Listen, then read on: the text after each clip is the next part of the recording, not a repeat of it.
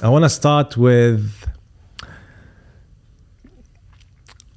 in our world, in the business world, today if I ask you what do you do and who you are, straight away we're programmed to talk about what we talk about the most. I have this and I do that and that's what I do for a living and so forth. Now, if I ask the same question to a monk in Tibet, he will give me a different answer. If I ask him, who are you? He's going to give me a different answer. And if I ask my nanny, he's going to give me a different answer. If I ask my son that is 5, now he's 7, he's going to give me a different answer. If I ask you this question, who you are, versus if you go to the village in Lebanon and an old guy of 80 years old asks you, who are you? You're going to get different answers. And if a child of 5 years old asks you who you are, you're going to give a different answer. Of course. So if I ask you today, who is Michael? What would your answer be? So given the fact that I've known you for so long, and basically, I think we came to Dubai at the same time. Yeah. We've been here for a while. So on a professional level, I'm a corporate lawyer. I'm one of the founders of a law firm called BSA, Ahmad bin Hazim. It's located in the DIFC, and it's one of the largest law firms in the region. I had a team of 8 corporate lawyers. We're involved in all sorts of transactions in the UAE and around the region. So I spend a lot of time managing my clients' affairs, and then the rest of the time I dedicated to managing the firm's affair. That includes marketing the firm, doing the business development, keeping an eye on how we're evolving in the market, where our place is, and how we're perceived by our clients and also by our staff. Right. That's on a business level. That's in a nutshell. That's your business life. That's my business life. Personal life, I've been living in Dubai for maybe 18 years, so I consider it as home. I have 3 kids. And, Dubai is amazing for business and very, it compensates you a lot on personal level as well. So it's the place to be for the time being. Right. And for the foreseeable future, because right now, as you can see from the business that you're creating and which you're involved in every day, it is the Dubai era. Everyone's relocating to Dubai. We have a lot of clients who have moved their businesses, who have moved their families to Dubai. Between what's happening in Dubai, in Qatar, and in Saudi Arabia, the GCC as a whole is on the news every day in a positive way. Right. Yeah. Good. I have a couple of questions for you still, because you don't want to talk much about your personal level. So I'm going to ask you quick questions. Yeah. And you have to answer quickly. Oh, really? Okay. Yeah, very quickly. Okay. You don't think about it much. Are you a dog or cat person? A cat. Are you the gray person or the black and white person? Black and white. Are you into ski or snowboard? Snowboard. Do you like the heat or the cold?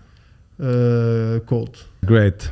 Mike, I didn't invite you because you are a renowned lawyer and because you have helped grow your firm to 9 offices and 250 plus lawyers. I invited you because you are a great marketer. Excellent, thank you. And I'm saying that because I know you for over 20 years and you have always been that promoter. You always been that marketer. It's in your blood. You always like to gather with people. You always like to invite people. You always like to help others. You always like to connect people and see how they can fit together to do business or on a personal level, etc. And because you've been doing personal branding before you even know that you are doing personal branding. I know that you are currently investing in personal branding, but before 20 years ago, you weren't, and you didn't even know that you were doing it.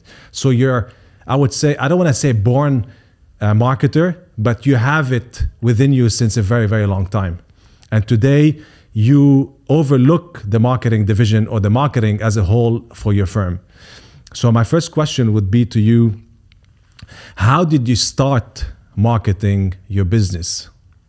So law firm marketing is very different than any other marketing on the planet. because it's true that we are marketing a service, but in that service, how we market it is very specific and very personal. And by law, in most jurisdictions, as a lawyer, you're not allowed to advertise. And that's a fact that a lot of people don't know about. So under the civil law system that regulates life in Dubai, you are not allowed as a lawyer to advertise because it's not considered as a commercial activity. It's considered as a professional activity. So unlike the US, where it's a common law jurisdiction and you can see a bus with a big sign saying, if you injure yourself, call us, we'll help you get a compensation. In the civil code system, it's not allowed to publicly advertise your law firm. So you have to use other means to make yourself famous and to make people know you and come to you. Obviously, in what we do, and given the fact that our clients are not usually individuals but corporates, and in that they have to be big corporates, and what we do is very specialized in the sense that we service big corporates doing business in the region and their business needs. We tend to focus on niche markets and very niche marketing to get their attention and attract them and show them the added value that we can bring to their business. So how do you remember how you started? So I remember when I first came to Dubai and when our law firm was nascent, we didn't have the budget to spend on marketing. So we used to go ourselves, me and the other founding partner with whom I started the firm, and we used to go to networking events, introduce ourselves with a bunch of business cards, right? Say, listen, we're lawyers in Dubai, we can do this, we can do that. Obviously, Dubai was open for business back in 2004. It was easier to have a place because there were less lawyers and because people were open to network and connect and meet new people and do business, and real estate was happening before the 2008 crash, and it was an easier place to do business in general. As we evolved and as the firm started to grow and we moved to the IFC and we had bigger offices and bigger clients and bigger budgets, we started hiring at first, upgrading the staff that we have from roles that were maybe a PA or a receptionist or whatever to a marketing role. Right. And from there we realized that in order for us to compete with our peers in the legal world in Dubai that became very competitive, we need to actually hire specialized marketing people who have a know-how in marketing law firms. And we ended up allocating a budget and contacting recruitment agencies and taking it a step higher. So this is how it started. Right. And the networking events, and I'm going to tell you in a second why I'm asking. Did it work for you? Did you get business from it? And do you still do it today? So we still do networking events, but we changed the way we do it. At the beginning, we used to go to the business groups. So you would go to the Canadian business group and the Lebanese business group and business the British councils, business councils. Yeah, okay. And they would have these dinners and cocktails, and you'd meet people and you'd network and you'd get some business. And you have to remember that back then, what we wanted as a client was very different from what we're looking to have today. Because back then, our budgets were smaller. If we had a guy who was buying who's doing a real estate investment in Dubai, that was interesting for us because we didn't want to go for the big fish. We weren't ready to service them, and we didn't have the ambition to get them this quickly. So these business groups were interesting. But as we started to evolve, we now tend to attend very, very heavy industry practice events, whereby, let's say, next week I'm attending an event about bankruptcy and restructuring in the GCC, where all the speakers are either bankers or restructuring lawyers, so very specialized. The week after, we'll do an oil and gas event in Abu Dhabi. How would you participate in these events? So sometimes we participate by sponsoring the event. Sometimes we participate because we're invited to speak for free. And sometimes we just attend as normal attendees and we participate in listening to what other peers have to say and asking questions and networking in the dinner after. And sometimes, you just have to show face because people already know you and they have to see that you're still there and you're still active in the community. Got it. So for instance, I used to invest a lot of time in marketing the firm insurance and reinsurance practice. And every year I would travel to the Rendezvous in Monaco, which is the premium event for insurance and reinsurance. And that would come at a cost. And I would spend time meeting with all the insurance companies who are doing business in the region and around the world. And I did that for 3, 4, 5 years until I got to know them all. Then I stopped going because I've already really did all the networking I could do. Got it. Okay. It's interesting because today for smaller businesses, and that's how we started as the marketing agency 9 years ago. Again, no budget, no marketing budget. So we started going to events, calling the people that we know, and then started joining these business groups like BNI and all these the business councils as well. We got business from it, but that's not enough. That wasn't enough. We couldn't wait, like sit and wait for other people to refer us. And when you go to these networking events, most probably they don't have a need today. Yeah. So we started investing in inbound marketing or outbound calling. So salespeople just calling clients, or inbound marketing, running ads and so forth. So it's interesting that you've done this and what you're doing now. It's good that you touched on that. And what would you say is the best marketing channel today for your business, and why? So the way we do marketing today, we have a serious marketing budget. We have a serious marketing team. We have a dedicated PR agency, and we oblige ourselves to do a minimum number of events every year, whether we like it or not. And in most years, we end up exceeding the budget and exceeding the minimum number of events that we have set for ourselves. Excellent. We reward lawyers on the work that they do, but we take into consideration the business they bring and the marketing they do to the firm. So you can have, out of my team, for instance, of 8 junior lawyers, you can have 3 lawyers who are brilliant desk lawyers. You give them a job and they go and they do it to perfection. And then you would have 2 that are maybe not as good, but they are very good with people. So you put them in a context where they can network and meet new clients, and they become a star, and they're very good at doing business development. Therefore, I think that in our business, there's a really very, very strict line between marketing and business development, and both are important. For us, marketing is everything that has to do with the website, the brand, the way the image conveys to the client. And business development is an active effort to go after clients and get them to retain you. And this can be done through sharing with them knowledge, through helping them in small stuff that can lead to bigger stuff, and through pitching for them straightforward, telling them, hey, we know you're in Dubai, we're a law firm, we know that you need our services, this is what we can do, our prices are competitive. Got it. And would you say that there's one of these activities or one of these channels that gives you the best results, high return on investment, etc., or you cannot necessarily put your finger on it because you're doing so many things and you're doing mainly like brand marketing? As you said, you're not allowed as a law firm to advertise as much, so you cannot say I'm putting $10,000 on Google ads and it's giving me that return, because you cannot track it. You're putting out your name, you're doing brand marketing, whether it is going to these exhibitions or events, etc., and you cannot put a return on investment on. So having said that, could you tell what is the best marketing channel for your business? So we know for a fact that we get a lot of clients from the events. From the events. And that's something that we can track, because you go to an event, you meet people that you have never met before, and sometimes they retain you. But also there's the embedded value for the brand. So in everything that we do, we take into consideration, number one, the value added to our brand. Is this going to create recognition with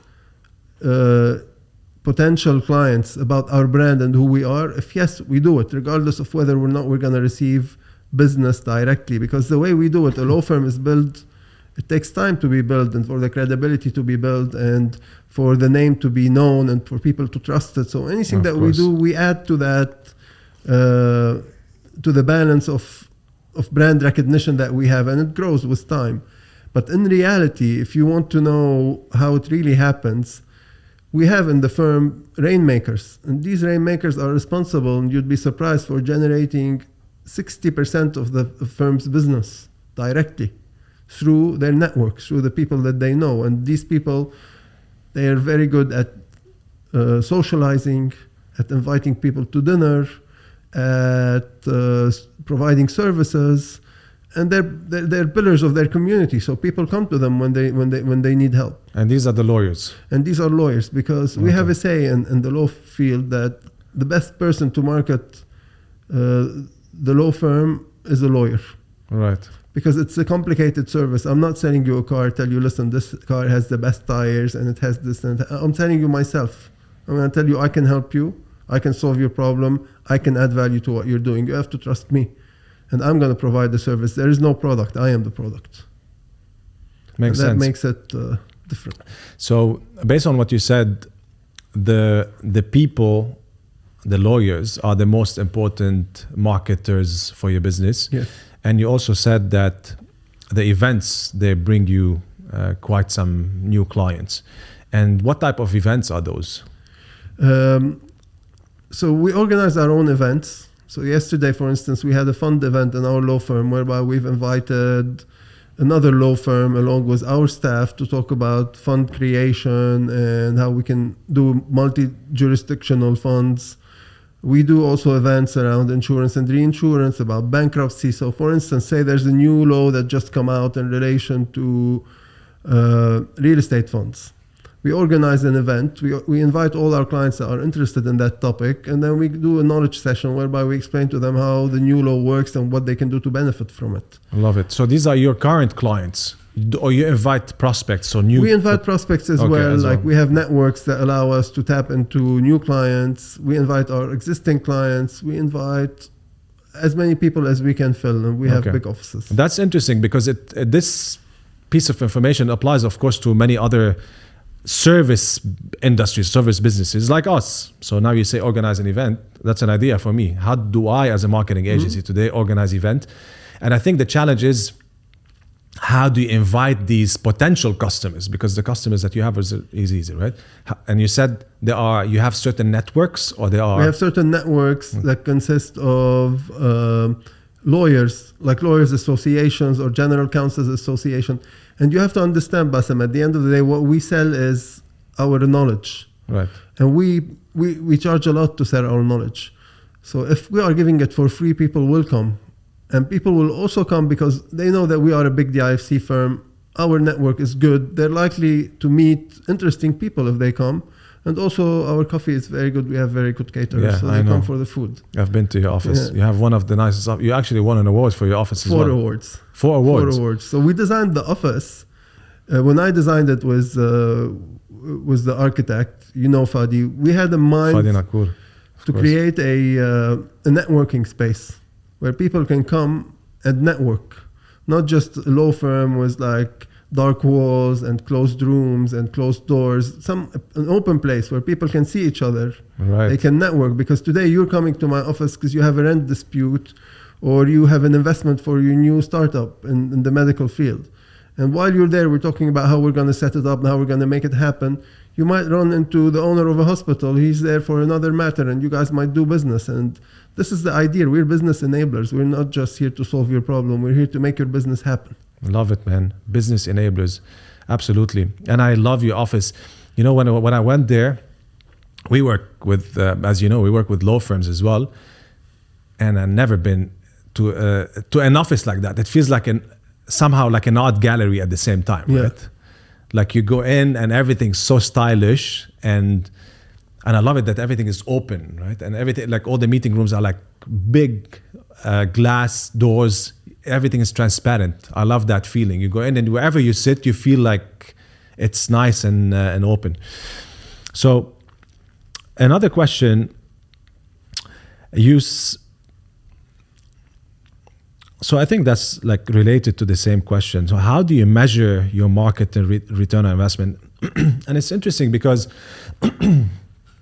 today, when you are investing in, let's say, inbound marketing, so you run ads or you invest in SEO or you invest in social media ads or social media posts, you know that you're putting, for example, X amount of money on your social media or on Google ads or your SEO, and you get a certain return. But when you invest in brand marketing like you are doing, how do you measure the return on investment? And do you measure it? Is that something that you, we try, as a marketing... we try as much as we can, but in reality, you know, the equity partners, i.e. the owners of the firm, we meet 3-4 times a year, and every year we have the same discussions because it's like a religion. Some people believe, some people don't believe. And me, I'm probably the archbishop of the religion because I'm one of the biggest believers in marketing. And then you have people who tell you, sorry, we don't believe in marketing, we don't see the added value, we don't understand what we're doing. But I know for a fact that if you're a client and you're a sophisticated client and you're gonna look me up, you're gonna look at my website. And if my website is not pristine and perfect, you're gonna say, this guy is sloppy. He's not good at doing his website, and therefore maybe he's not good at doing my legal work, and I don't want to retain him.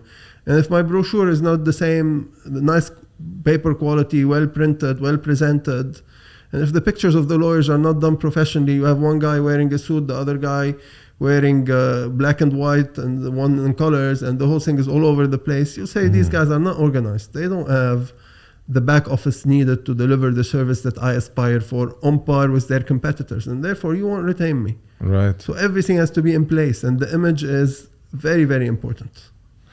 Yeah, and it's interesting that you say that, because today, when I work with clients, so the marketing heads, they of course, they want to invest in marketing, they see the value, even though they cannot always see a return on investment on the dollar spend. And you have the financial controllers, or sometimes the CEOs, the COOs, they don't see the value. Or they say, okay, we're ready to invest, but we want to see a return on investment.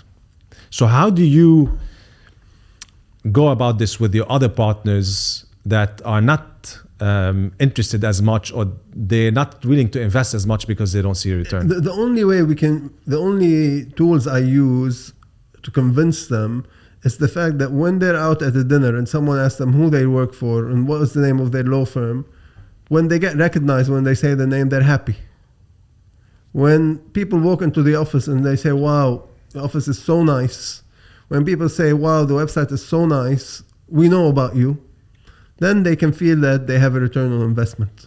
It is never through the clients, even though sometimes we get clients, but that's through a different channel. It's not through advertising, it's through building knowledge, indexing ourselves online on knowledge basis, not on the fact that we're lawyers in Dubai, but on the fact that we know we are the experts on the new fund regulation or on the new real estate law. And that's how, by being expert on different subjects, we get picked up by people who are looking at these subjects. Right. Yeah, I see that you're quite active. You write interesting articles, of course, that you share and you publish, and yourself, you're actively investing in your personal brand, as well as other lawyers and partners in the firm. When you started the business with the other co-founder, how many were you at the beginning? So at the beginning, we were probably three founders. Right. And today? And today we're 6 equity, but 15 partners. So 6 equity who own the firm and 15 partners who have a stake in the firm, but it's not equity. And we have about 150 staff overall spread across the region in different offices. Got it. So this has matured into more of an institutional business. And law firms are very difficult to manage and very difficult to maintain on the right track, because it's especially in a place like Dubai where it's super competitive. It's over-lawyered. There are 62 law firms in Dubai at least. So you have to be doing everything right to be able to sustain yourself for this long. Right. And what would you say you've done right? Like what are the two things that you've done right? So what we did is we came at the right time in 2004. There was a place to be an entrepreneurial law firm, and we started small. We never took any debt. We had never had leverage. We was always spending the money that we were making very reasonably, without having moving too fast, without ever recruiting too many lawyers so that we fire them when the market turns, like a lot of law firms do, and while being reasonable but also very service driven, because we're selling a service and the client will try you once, and if he feels you're not servicing him and you're not working 24/7 to get him what he wants, then trust me, there are plenty of other lawyers lined up to do the service. So it's the attitude, but also the market conditions and the fact that we were smart enough to get licensed in the DIFC, to recruit smart people around us, and to build a very good back office. Makes sense. And today I assume that a lot of your business comes through referrals, word of mouth, someone that's worked with you, they refer you to someone else. Yeah, absolutely. We get a lot of that, but also we get a lot of, we do a lot of direct networking. We travel, like I went to Moscow, for instance, maybe 4 years ago. I met with all the law firms in Moscow. And now I came back to Dubai. I'm like, what a waste of time. I'm never going to see any piece of work. And then all of a sudden, they all had needs in Dubai because of the situation and all the Russians moving to Dubai, and the phone started ringing. So sometimes you plant a seed, it takes 4 years to grow. And you say, I wasted my time. I invested 2 weeks of my life going to a new city and meeting new people. But in reality, every effort that you make will pay back. Good stuff. Do you work with marketing agencies or freelancers, or you only work with in-house staff? Why and what has worked for you so far? So we have 4 in-house marketeers. They split their time between the website, the branding, the business development, and the events. But we also use a dedicated PR agency, Tishtash. They're based here in Dubai, and they're clients and close friends. So they help us strategically when we need PR services. We use we use some people to help us with the website, like yourself, to get noticed online in the subjects that matter to us. And we also use a designer, and that's it. Right. Okay. That's it. Clear. And do you work with influencers as a law firm? Is that like, I don't know at all, but I don't know if you do, and if you don't, do you know any other law firms that work with influencers? So again, our market is not the guy on the street who injured his leg. We don't really aim to represent him because he might perceive us being too expensive, and this is not what we're aiming to attract. And therefore, influencers are not really our way to market the business. However, I represent a lot of influencer agencies, and through them I got to know a lot of influencers. And I can give you an example. I had the number 1 French influencer come to my office once, and she tagged us on her Instagram, and in the next 2 hours we had 2,000 extra followers just because she tagged us. Right. So they have an interaction power that is not to be underestimated. And they can lead from the public that follows them to another public. I had people who come and entertain me. They said, my wife saw you on TV, and because you're the lawyer of this influencer, we want you to be our lawyer. This is how people think. We want you to be the lawyer of the business. And they retained me.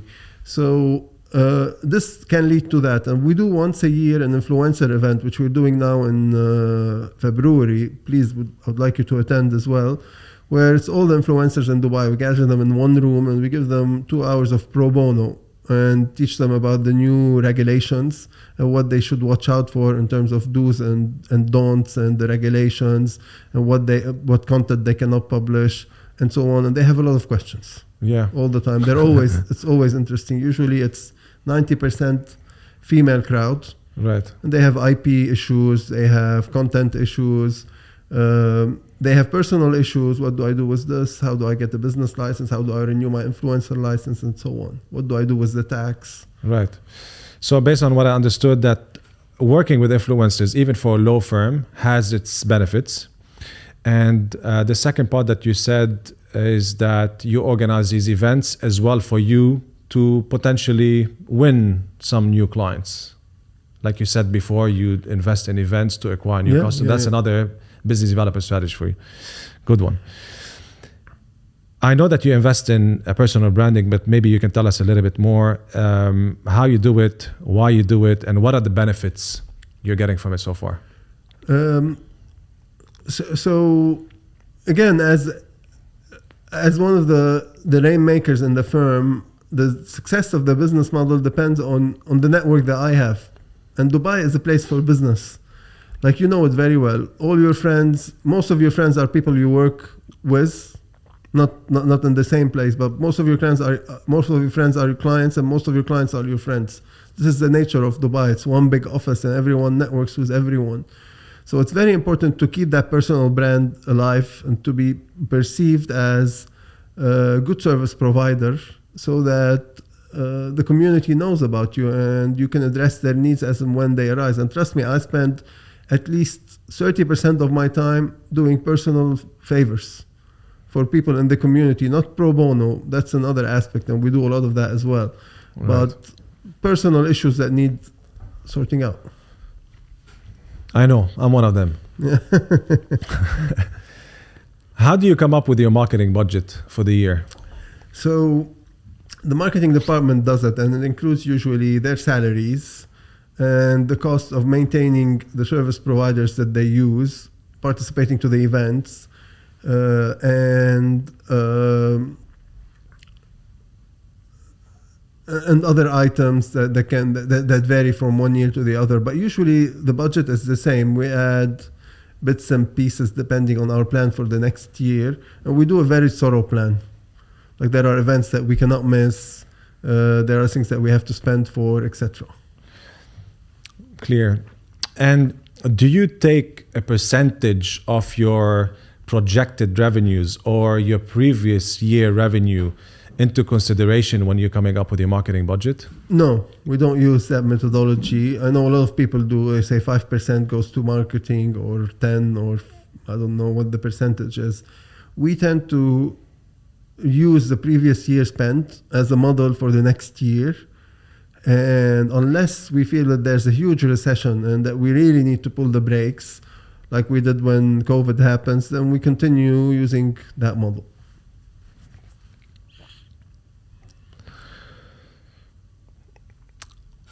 And do you take part of your marketing budget to test out new channels, new marketing channels? Yes, of course. Of course. We're always open for new things. And marketing changes all the time. Like, this is very, very important. Like, what do you have an example that you can share? Like something that you tested recently or last year? Like, what we test is, so we started this video series, which is something that we've never done before, filming the lawyers, talking about specific stuff. So say we do an interview with one of the lawyers in our office about, I don't know, the new IP law or real estate law or whatever. And then we put it on the website, and that we use that to attract more traffic and more attention. Interesting. And that new test that you haven't done before, has it paid off for you? Yeah, I mean, your website has to be rich, it has to be properly indexed, and it has to have up-to-date content to attract traffic. And usually the traffic that you attract on the website, because the topics are so specialized, like you as a non-professional, you're not going to go on our website and read about how to set up a fund in ADGM. It's of no interest to you. So whoever is reading it has a need for that. And eventually, if he comes to our website once or twice to read about topics that interest him professionally, he will contact us. Absolutely. Makes sense. Makes sense. Yeah, it does. And do you have different marketing strategies for the different markets that you operate in? We do, because despite the fact that the region is similar, every market is different when it comes to how the perception of people and of clients and the clients that you're trying to attract. So for instance, the entities that are in Saudis, in Saudi you have all these big family groups, more than you have here. So you market to them differently, using maybe Arabic language more than you would in Dubai. The events are different, but in general, we tend to do the most in Dubai. So the biggest chunk of the work gets done in Dubai. Got it. And you still alter it a bit based on the needs or the market, I would say, behavior. So in Saudi, you would maybe target a little bit different than in UAE or Qatar, etc. Yeah. Okay, good. And are you seeing any new trends in digital marketing this year? And if yes, what are your thoughts about them? So I think more and more lawyers are switching to social media. I think that the trend that I really like, and I'm seeing a lot of that in Dubai, is all these TikTok lawyers, and they're good and they're working hard on it. Like you have a lot of lawyers who have taken over TikTok in Dubai, trying to promote knowledge and provide free advice. It's not a model that will work for us, again, for the same reason, because I'm not targeting the guy who's on TikTok. It's not my market. I could be like I am on TikTok. I'm It's on interesting TikTok. actually that you I'm said on it. TikTok as well, Yeah. and I love it. But I go there when I want to relax, not when I want to seek knowledge. Even though some of the content is pretty valuable. You know what? It's actually interesting that you say that. Yeah. Maybe with time it will change. It's interesting you say that because I have a cousin of mine. She's in her 50s, and she lives on Instagram and on TikTok. She's a very senior person. She's not interested to be on LinkedIn. She consumes her news somewhere else, and she watches stuff on YouTube, etc. But I asked her the other day. She's like, my channels are TikTok and Snapchat and Instagram. Yeah. And she could be definitely a client for a law firm. So she's not on LinkedIn, and she's not consuming this type of content. She's consuming stuff on TikTok stuff and Instagram stuff.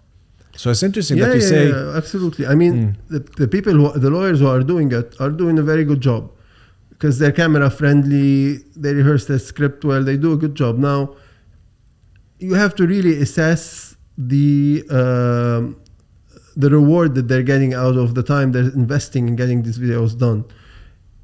It will not make sense for me just because, unfortunately, my time does not allow me to dedicate it to that. And the target audience that I'm aiming for is definitely not on TikTok. But I think with time, like now, I'm sure you see your kids, they spend their time on that YouTube, the YouTube videos, the short ones. Right, YouTube shorts. You do the YouTube shorts, which is like probably the next thing after TikTok, because if it's the kids who will determine where we will be in the next 20 years. And obviously there will be a crowd later that is interested in these things. Makes sense. Do you have plan for your business to be in the metaverse? If it becomes mainstream, then yes, absolutely. But at this point, it had a lot of hype a year ago, and then everyone forgot about it, and people are still working on it. But it's one of these things that will take time to mature. Right. And do you have any clients that are in the metaverse already? Yeah, of course. Of course, we have a lot of clients who have invested and who are very interested in building business models. Good stuff. What are your top two do's and two don'ts in marketing? So I really believe that there's no such thing as bad publicity. And that applies to a lot of the things that we do where some people are reluctant. Like, why did we do that? Maybe this is not the angle we want to be seen in the news. You have to make noise, and you have sometimes to speak about topics that make people uncomfortable. These can be, I'm not going to give examples, but sometimes when we're doing a press release, there are a lot of discontent voices that say, no, we don't want to touch that. We don't want to go there. But also the other aspect is that you have to always remember the law of the land. You have to respect that, and you have to respect where you are and how things are done, and show respect to the laws of the UAE and the GCC in general. And that's something that you need to keep in mind in every marketing aspect that you're doing. Why? Because there are red lines that you don't want to cross here. There are topics that are that you can't be too open about. There are things that you're doing that you should not be shared with other people just to get marketing points. The nature of our job is by definition confidential. Right. And we have to always draw a line between what we share and what we don't share. Yeah. So as a lawyer, you have to always keep in mind the interest of the client. So you might be working on an amazing transaction, and the only thing you want to do is tell everyone that you're doing it and get a lot of advertising on the back of it. But if the client says no, or if the client hints that he doesn't want you to speak about it, then you shouldn't. Right. And that's the difference probably between us and a lot of other businesses. Absolutely. I'm thinking about it from like for all other businesses coming from a lawyer. Maybe here the region is more conservative. Well, not maybe, it is than other places. Of course, there are other regions as well which they are conservative. Dubai is quite open, but the region maybe is not as open. And you're seeing quite some controversial influencers you want to call them, or people online. And it could be healthy. It could be good for a country like the UAE. Look what is changing now. They removed the tax on alcohol, so they're promoting it. They're being, I'd say the governments here, they're being easier, more flexible on the laws, promoting a cooler city. And we see what happened in Dubai. It's open, like you see people. Yeah, of course, Dubai is open. It's welcoming, and every day it improves. Every day it becomes more attractive, and every day people fall in love with Dubai more and more. And it has set itself as being the hub, not only for the Arab world, but for Asia maybe. I don't know. It's became very, very attractive. But still, you have to respect local culture. You have to respect the laws. And you have to be less assertive and very confidential about what you're doing, because it's still a small place and everyone knows everyone. That's a good point as well. Yeah, that's a good point as well. It's not like a market in the US where if you do something, nobody knows you because you are in that small place, and makes sense. Last question. What is one thing you'd leave the listeners with? So again, thank you for inviting me. It's been very interesting conversation. Like marketing is a very interesting subject. I have a passion for it, and that's why I like to talk about it. And I think it is at the core of any business success. Like I really can't think of one business that cannot succeed more because it has good marketing. Right. You can succeed, but if you have good marketing, you will succeed even more. That's my opinion. And therefore, I'm very biased when I talk about it because of the passion I have for it. Thank you. Absolutely. Good having you. Thank you. Thanks, Bassem. Thanks.